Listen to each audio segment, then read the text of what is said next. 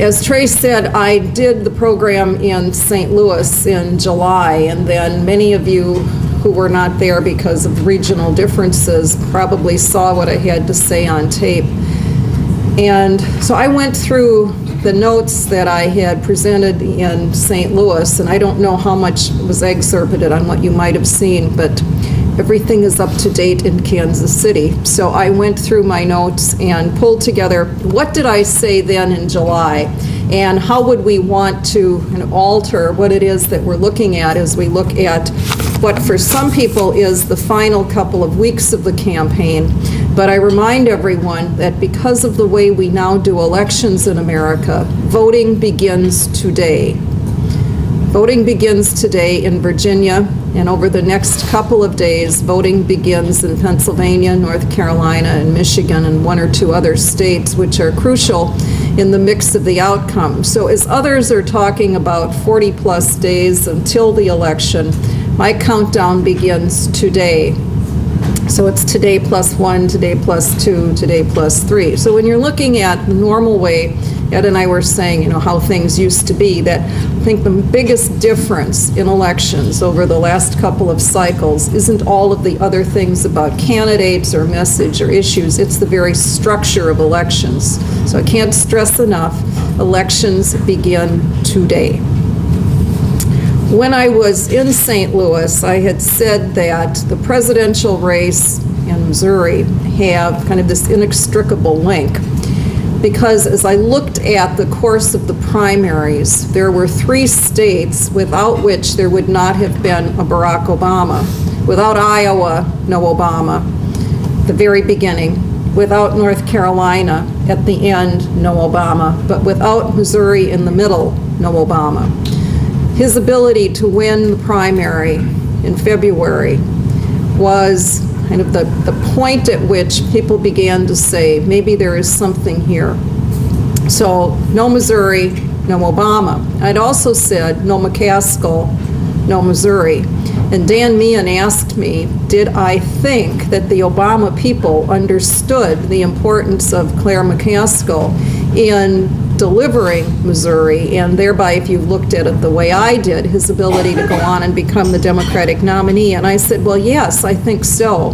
And if you watched the convention, she had an important role in how she was staged at the convention. And since the convention, as the Republicans made their ticket, the role of Claire McCaskill, and if we leap over the border, Governor Sebelius, in kind of imaging and being the surrogates for the Obama campaign is crucial. So the underlying thing of no Missouri, no Obama, no McCaskill, no Missouri, no Obama, I think still stands.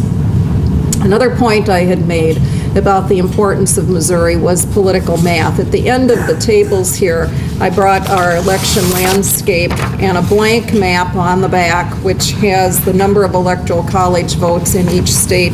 It's full of opportunities that if you have time on your hands and you want to take a look at it, or you can follow along election night, whatever. But the math equation that we have used in the 2004 and in the 2008 presidential election is this indisputable math that California equals 55 electoral college votes.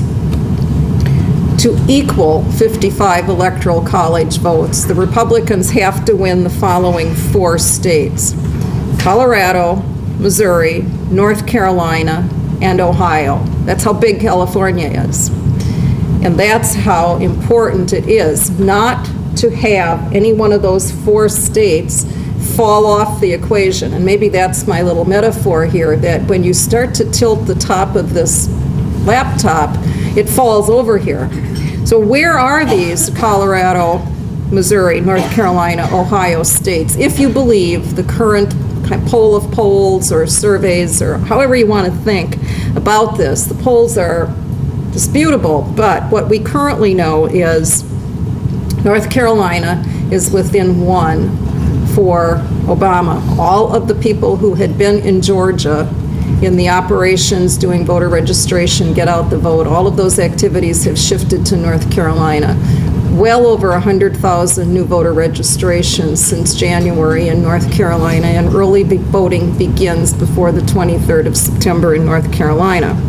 So that state is sort of tilting and hovering.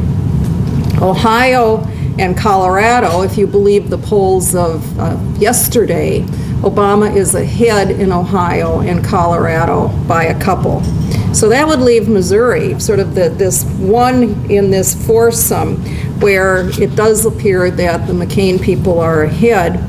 But I've wondered whether there isn't a way for the forces that are somewhere else to come here. I fully expect the Obama people to never give up on Ohio and never give up on Colorado.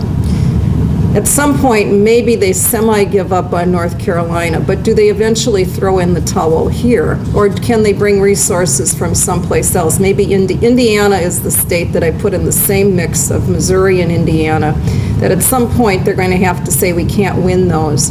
But for other reasons, both of which happen to have governor's races, for some reason, does Missouri look like sort of a better pick because of other things that are going on?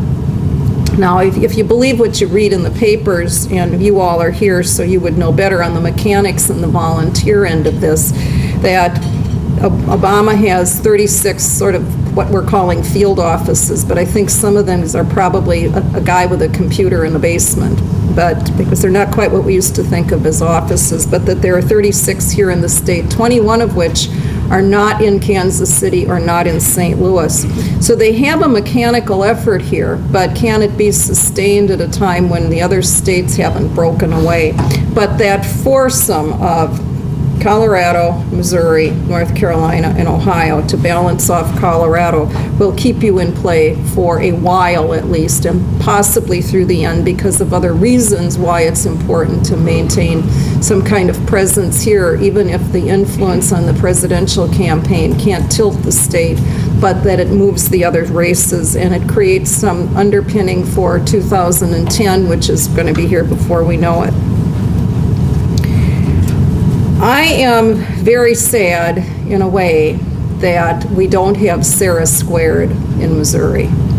I had, not for the politics of it, but just for the sheer joy of watching what would have happened if you had Sarah squared, Sarah Palin and Sarah Steelman. I know that that's not where the Missouri Chamber was, and I know all the reasons why that Kenny Hulshoff was the best choice for you, but wouldn't it have just been fun to see what would have happened had we had two women on the ticket, each railing against earmarks and each kind of carrying their own persona and each carrying a party label that didn't quite fit with the normal ways in which we evaluate and rank these people on the issues. So it could have been a lot more interesting here than it is right now, but that's an aside that probably means nothing to anybody. It's just like the soap opera in me would have loved to have seen that.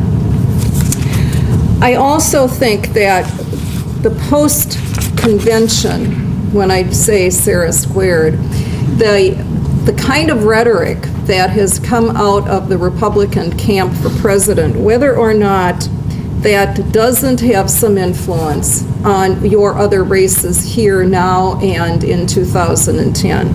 To rant about earmarks doesn't really help Kenny Hulshoff, and I thought it was interesting. I got here to the hotel about 10:30 last night, and I got down here before 8:30, and I'll bet I saw 20 commercials. I saw what I call hard hat Hulshoff, which I think was really the right way to kind of posture him. And I saw the wrong way Jay, I saw that 3 times. The left turn of the GPS is very cool, talking about going the wrong way and making left turns for taxes. But the notion that we are creating within Republican populist camps this idea that earmarks are bad and appropriators are bad, not only does that have some impact on Hulshoff, but I am looking ahead to the 2010 Senate elections. You have to question and wonder, what does that do to somebody like Kit Bond? If you think the Republicans are going to win the White House, is it still the great position to be in, to be somebody who understands how to deliver for your state and district? Or will those days be a little over, or does one have to recast how one looks at all of this? And those are the kinds of underpinnings of the issues coming out of this presidential campaign, whether Republicans win the White House or not, that we have to at least question what's the lingering impact of this as we move forward, not only into how the 111th Congress will look at things, but how the 2010 Senate races can be shaped and all those governors who are up in 2010.